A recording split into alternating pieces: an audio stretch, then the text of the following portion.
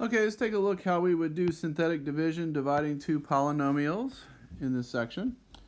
So if I have a random polynomial, I'll just make up one. 2x cubed minus 4x squared plus 3x minus 2 divided by x minus 2. So the idea in synthetic division is you want to try to basically divide this longer polynomial by this smaller polynomial by a binomial, namely. So in essence, we're dividing a third degree polynomial by a first degree polynomial. So just remember, our answer should be a degree 2 polynomial. That's really important because you're taking a third degree and dividing it by a first degree. So it goes down by 1. If it was a second divided by a first, then it goes down to a degree 1. It always goes down by 1. So the idea is we will put a couple numbers in here and then we will do our division. So the number that goes on the outside is whatever makes this little binomial 0. In this case, it would be 2. So 2 is the 0, or the root of that factor. And then the numbers that go in on the line are these coefficients in front of the x's. And I don't put the x's, I just put the coefficients.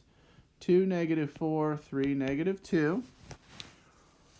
And then to divide, we'll first bring down this first number. So that first number comes straight down. So that becomes 2. Then I will multiply this number by this number, and I will put it in this column. That gives me a 4. So now, once you get that number, each row we're going to add together. So negative 4 plus 4 is 0.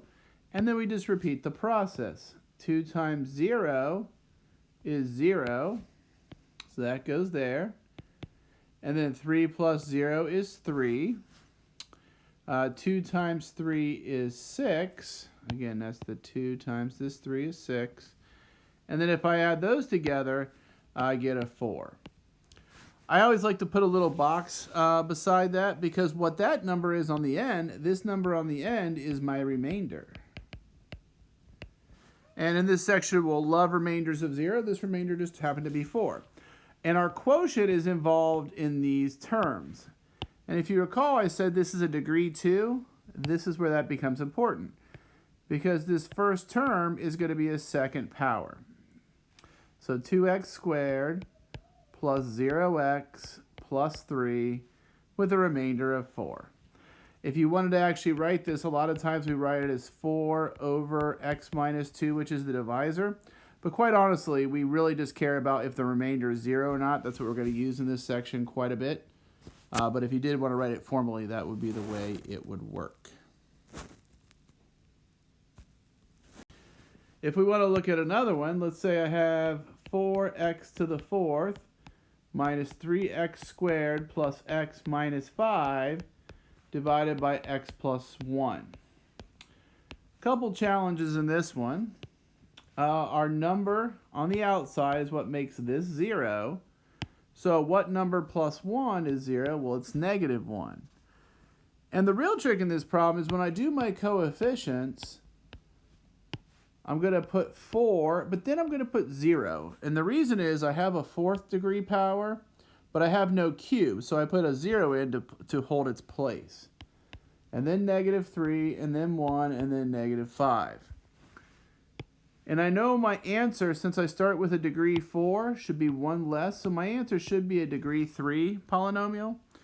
So when I do the synthetic division, I know that I'll start with a third degree. So bring the 4 down. Negative 1 times 4 is negative 4. 0 plus negative 4 is negative 4.